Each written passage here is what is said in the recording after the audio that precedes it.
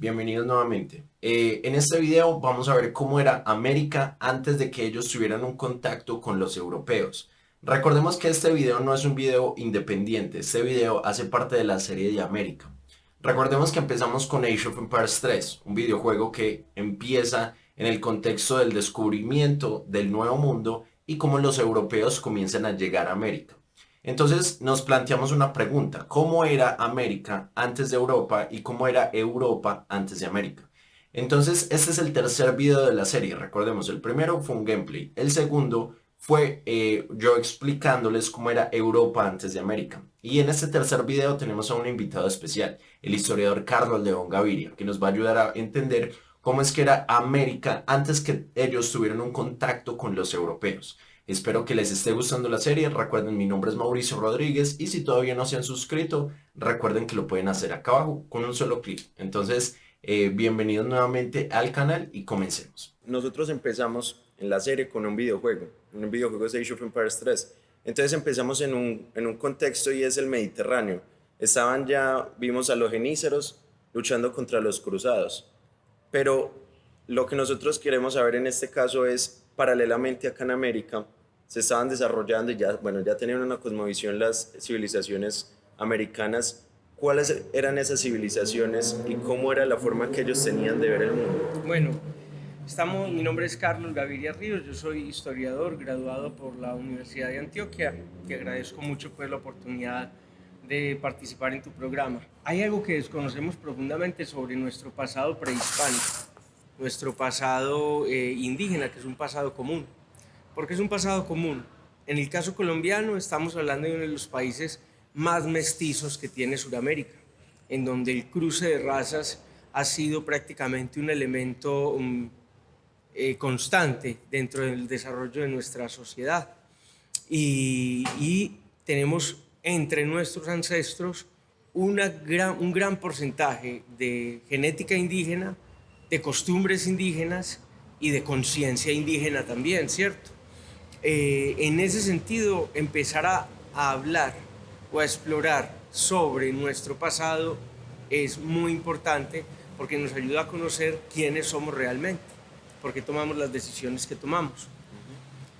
Hay una cosa que es clara, y es que, por ejemplo, mientras Londres era una simple aldea, aquí ya habían ciudades pobladas, habían unas ciudades con construcciones en piedra, habían unas ciudades con sistema de riego, habían unas ciudades con canales y habían unos imperios desarrollados.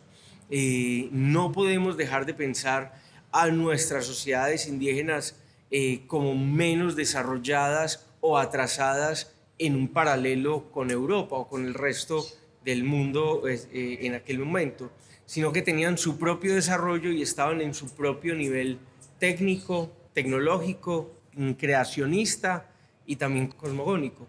Entonces, en ese sentido, digamos que la diferencia radica no en el nivel de avance, sino en las diferentes usos, costumbres y concepciones que sobre el terreno se estaban desarrollando, que eran muy diferentes a las europeas, con un continente que tiene estaciones, que tú tienes que esforzarte para poder guardar comida para el invierno, con unas condiciones muy difíciles, a un continente suramericano que prácticamente te ofrece alimentación todo el año, ¿cierto? Y que donde vos puedes tener una relación diferente con la naturaleza, que no necesariamente es de dominación, sino de convivencia. Y es en ese sentido que se desarrolla esa cosmogonía y ese nivel mítico diferente a otros lugares del mundo. Ya. Y por ejemplo, una duda que yo tengo, y es porque yo me puse a ver una página Geacron, que es la que yo les mostré y también te la mostré a vos. Sí, muy buena. Y es que, por ejemplo, en esa página uno puede ver cómo era el mundo en cierta época. Sí. Entonces me puse a ver y descubrí que nosotros, o por lo menos yo tenía la concepción de que eran contemporáneos mayas, aztecas e incas. No. Exacto, pero Para entonces, nada. ¿cómo es como la cronología acá en América de los imperios? Bueno, los imperios más antiguos serían los centroamericanos, ¿cierto? Mm. Serían los centroamericanos, que son prácticamente los indígenas mayas. desde las grandes ciudades, que después son redescubiertas y está el misterio de por qué abandonan estas ciudades. Los últimos hallazgos arqueológicos y antropológicos sobre Tikal, sobre estas ciudades de Centroamérica, parecen indicar que hubo un sobreuso, una sobreexplotación del terreno, lo que llevó a un declive de estas sociedades, pero que no necesariamente significó la desaparición del hombre o de la sociedad en aquella parte de América, sino que son sociedades que después se caminan por el terreno en un espacio de cientos de años y después son la base fundacional para otros imperios, como por ejemplo el imperio azteca de los mayas en México, ¿cierto? Claro que no son solamente aztecas, hay zapotecas, chimas, una cantidad de nombres pues relacionados, porque recordemos que este imperio azteca era un imperio federal, eran diferentes ciudades-estado que servían a una ciudad central que era Tenochtitlán y que lo había adquirido esa importancia o por dominación o por servilismo. En el caso de la otra esquina de nuestras Américas, en Sudamérica tenemos a los indios, a los incas, que desarrollan una gran estructura de caminos, también con ciudades en piedra, pero que también dentro de su evolución son indígenas que pasaron de una etapa de colectores y recolectores a agricultores y a establecerse. Una cosa quizás muy importante y que es común a toda Sudamérica y que se puede rastrear el camino del maíz, temporáneamente hablando, cronológicamente hablando, es eso. Es como el maíz está muy, muy asociado con el sedentarismo de estas tribus. Inmediatamente comienzan a dominar el maíz, comienzan a trabajar con maíz, ellos comienzan sus asentamientos y comienzan su desarrollo, ¿cierto? Pero sí, claro, son diferentes momentos para diferentes imperios que creían en diferentes cosas, que adoraban diferentes dioses, que tenían diferentes formas de ver el mundo y de describirse a ellos mismos como actores de ese mundo, que es maravilloso, porque siempre nos han enseñado que Colón descubre acá un indígena o una persona o un poblador de América, pero nos dan una tabla rasa, pero en realidad eran cientos de diferentes tribus, cientos de diferentes formas de relacionarse con el mundo y de relacionarse entre ellos, de sociedades, de lenguajes, de etnias. Y en ese sentido es quizá lo más triste, que hayamos perdido la capacidad de entender nuestra diferencia. Por ejemplo, un aspecto que a mí siempre me ha causado curiosidad y que desde que yo estaba en el colegio siempre me han enseñado es que nuestro registro histórico es un registro que está interrumpido por la llegada de los europeos. Pues no interrumpido, sino que ahí hay un esquinazo, es un punto de quiebre, ¿sí me entiendes? Obviamente hay un ejercicio de dominación muy fuerte en la conquista, en estas descubridores o estos aventureros que vienen de España después de localizar estas nuevas tierras. Yo no diría que descubiertas por los españoles directamente, porque ya tenemos noticias de que muchos pueblos del norte de Europa habían llegado a América antes de Colón, ¿cierto? Sí. Y en ese sentido, pues, era una tierra quizás nueva para los ibéricos, pero no para todo el mundo en ese instante, ¿cierto? Lo que sucede es que esa sí fue definitiva, porque esa sí comenzó un proceso sistemático de dominación y de usufructo de este continente, ¿cierto? Era precisamente en esa relación que el europeo tiene con la tierra, la ejerció igualmente con América. Una dominación, un usufructo, un aprovechamiento al máximo de esa tierra, ¿cierto?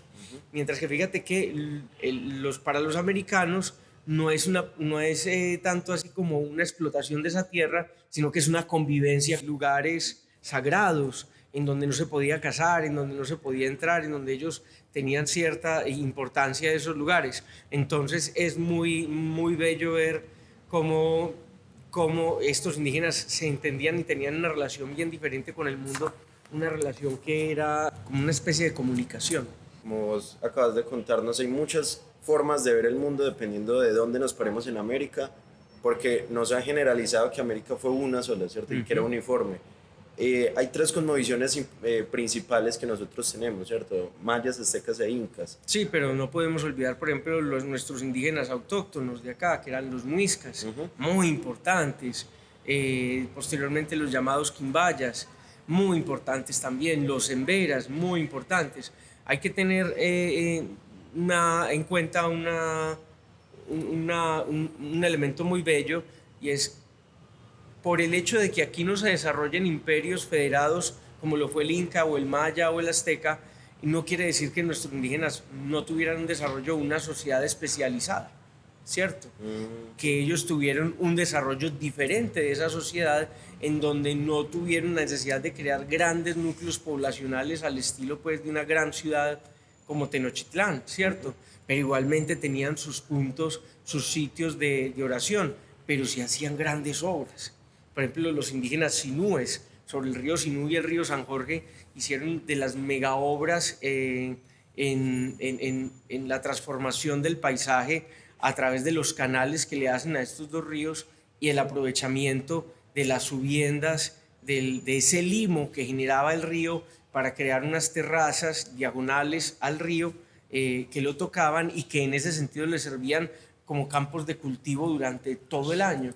Entonces, y esos son de las poquitas estructuras hechas por el hombre que se pueden ver desde el espacio. Wow. O sea, es como un sistema de riego que habían claro hecho que artificialmente. Sí, hecho artificialmente, y todos andamos con ese sistema de riego en el bolsillo. ¿Cómo así? Claro. Yo no sé si yo tenga aquí un billete de 5.000. ¿Tú tienes un billete de 5.000? No. Bueno. Pero yo pongo una imagen, pero ¿cómo sí, es? Esos canales que tienen en la parte de atrás, el reverso del billete de 5.000, son esos canales sinús, que son una obra pues hidráulica monumental, ¿no? Vea, yo tengo uno. Sí. No estoy tan pelado como me hubiera pensado. Entonces, mira, por ejemplo, no es el de 5, ¿cuál será el que tiene eso? Yo tengo uno nuevo acá. Es de 20. A ver, miremos. Míralo, el de 20. Yo dije que el de 5.000, lo rebajé el valor. El de 20.000. Entonces, si ustedes pueden ver, ahí están. Estos son canales hechos por esos indígenas y que son una obra, una mega obra. Son una mega obra. Andamos con esto en nuestro bolsillo y es parte de nuestro pasado indígena. Nosotros no tenemos pirámides, no tenemos grandes monumentos. Bueno, San Agustín es monumental, claro que sí. Pero lo que sí tenemos en abundancia por todo nuestro país son estos canales y son obras cerámicas. Y las obras cerámicas de aquí son una cosa bellísima, que también nos pone a hablar y nos pone en contacto con la cosmogonía y con el pueblo indígena. ¿Por qué? Porque las ollitas cerámicas, las ollitas de barro de estos indígenas son un registro de su vida cotidiana. Esas ollitas nos dicen más o menos cuántos indígenas habitaban esa familia, más o menos qué uso le daban a estas ollas. O sea, dependiendo del tamaño. Por ejemplo, la forma, si son zoomorfas, o sea, con forma de hombre, o con forma de animal, zoomorfas, o si son fitomorfas, con forma de vegetal, o si es una mezcla de ambas, o antropomorfas, con forma de hombre. Entonces nos están hablando de sus dioses, de sus creencias, de lo que era importante para ellos. Pero hay una cosa que es más bella de esas benditas vasijas, y es lo siguiente: es que cada vez que uno ve una vasija de esas, ve la imaginación de un indígena que vivió hace 3.000 años, que se tuvo que sentar a pensar: ¿cómo voy a hacer yo esta vasija? ¿La voy a hacer grande, pequeña, con tapa, sin tapa, con orejas, sin orejas? ¿Le voy a poner un pájaro, un tigre, un jaguar? Y hace la ollita, y la ollita, después de ser utilizada en sus rituales o en su vida diaria, en su vida común, termina acompañándolo como ajuar de su muerte o como recipiente de sus cenizas. Y esa ollita hoy en día descubierta y que exponemos en los museos es ese momento, esa imaginación de ese indígena perpetrada en el tiempo y que nos habla hoy en día de su vida, de su obra y de lo que creía, ¿cierto? Entonces creo que con eso quedamos muy bien por el momento. Sí, igualmente, de todas formas, hay muchas dudas que naturalmente nosotros todavía tenemos, pero mira que esa experiencia y esas palabras que vos me das a todos nos ayudan como a tener una historia mucho más clara. Entonces, Gracias. de a poquito, con pocas pinceladas, vamos a ir descubriendo poco a poco, sobre todo la intención que yo tengo con esta serie en el canal, es que nosotros podamos, yo no puedo hablar desde la opinión de un experto, pero sí como un explorador de ir preguntando, ir leyendo y de nosotros poder ver cómo es nuestro origen, qué es lo que nos conforma a nosotros. Entonces, muchas gracias, Carlos, por... Somos una cantidad de pequeñas piececitas que no están quietas ni se acomodan como en un rompecabezas, sino que están en movimiento. No sé si vos conocés los caleidoscopios, Sí. que es ese aparato bello que uno mira. Yo pienso que somos un poco eso.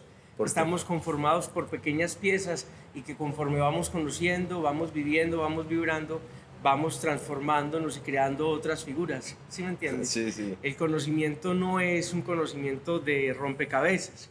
El conocimiento es un conocimiento de abrecabezas, de potencializar la imaginación. La imaginación.